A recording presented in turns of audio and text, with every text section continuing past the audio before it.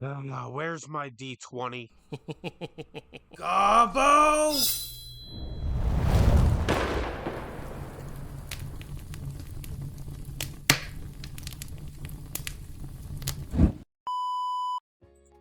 Hello and welcome to Hobb's Horror Stories. I am Hobb, your hobgoblin narrator.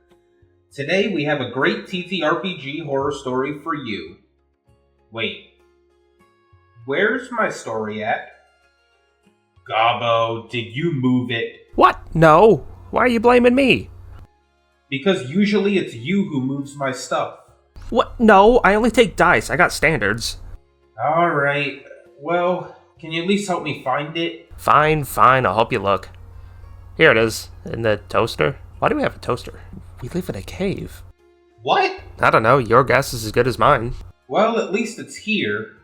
Hopefully we don't have another gremlin infestation. You're telling me.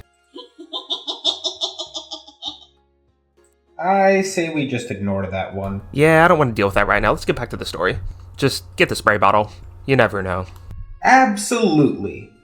So today, this story comes from Reddit and is titled, "That One Guy Who Played a Cartoonish Character in a Semi-Serious Setting," and was written by Bloodless Hands.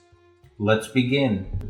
That one guy who played a cartoonish character in a semi-serious setting. This happened a couple of weeks ago. Me and two of my friends met up at a game store for RPG night. We didn't have anyone to play with, so one of the women there said she could GM a one-shot with us.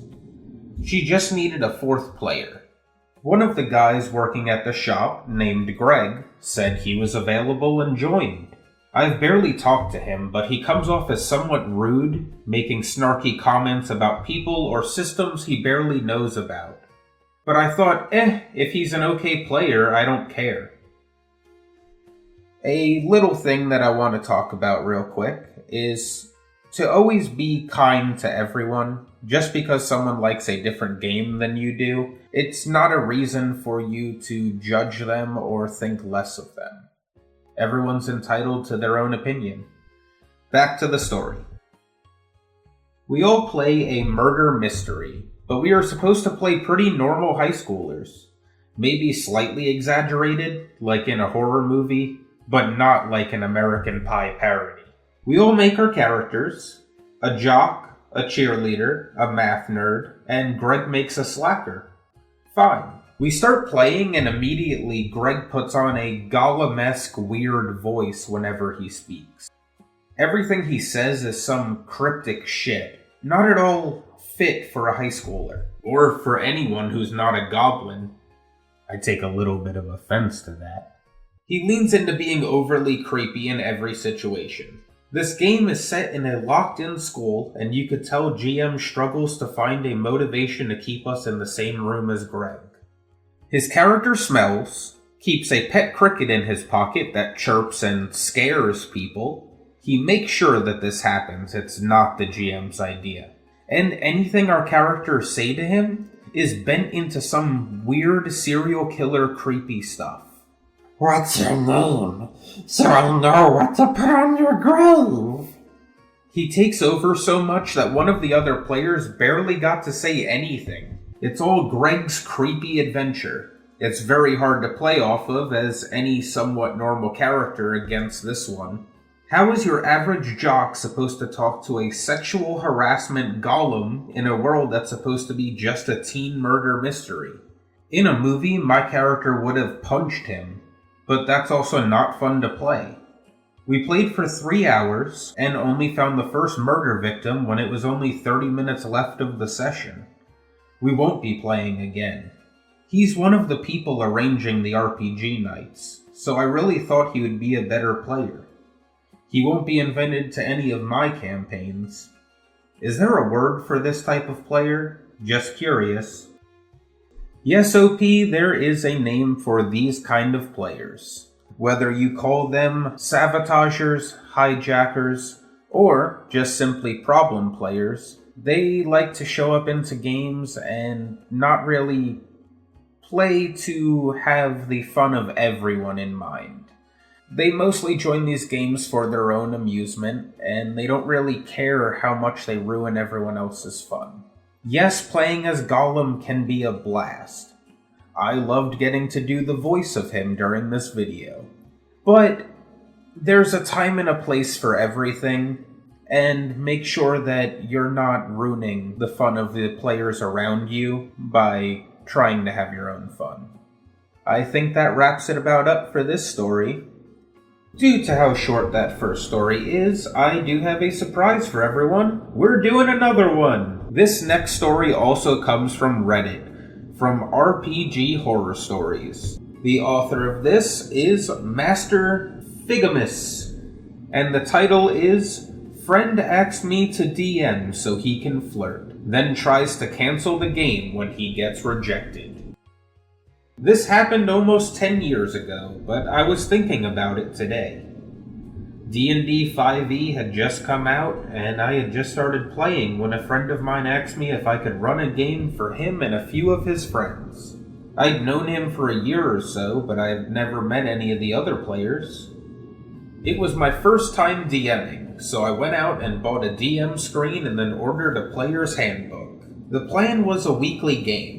We'd meet at my friend's house where I met the players and everyone made characters. It was 4 guys and 1 girl. The players: Warlock, my friend and the problem. Druid, the girl. Fighter, Paladin, and Rogue. I found out that Warlock was attracted to Druid about an hour into the first session, when he suddenly pivoted conversation to aggressively press Druid on why she was with her boyfriend in real life. She was taken aback. I did my best to steer this table of strangers back to the game from an awkward silence. Afterwards, Druid talked to Warlock about why this was inappropriate.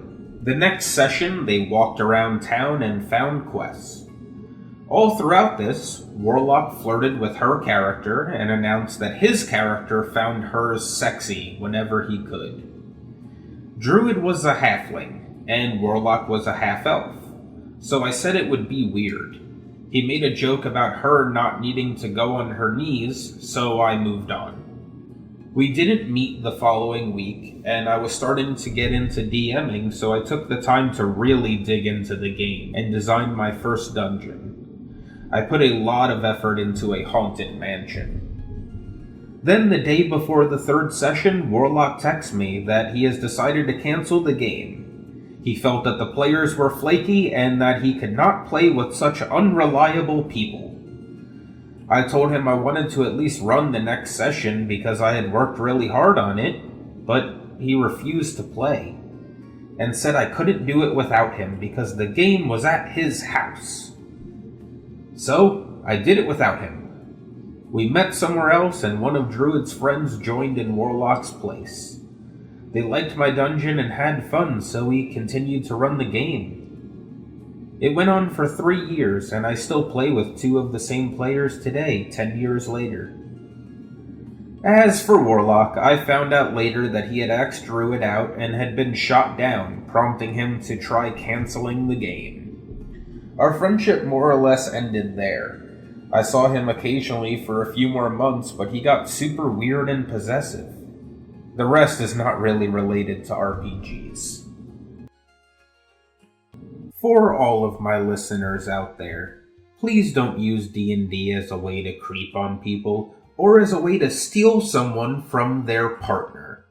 D&D is a fun game and should be a safe place to roleplay as a wizard, knight, or goblin, not used as a dating app. On a more positive note, though, I am glad that OP made friends for life and found a love for DMing. I know I love DMing games and making brand new worlds for my friends to enjoy. I think that about wraps up today's video. I hope you enjoyed today's stories. If you have any stories you would like to have read here on the channel, please share them to the email in the description below. Also, if you could please like, comment, and subscribe. It would help us greatly to slay the monster known as the algorithm. thank you for your time from all of us here at Goblins and Gremlins.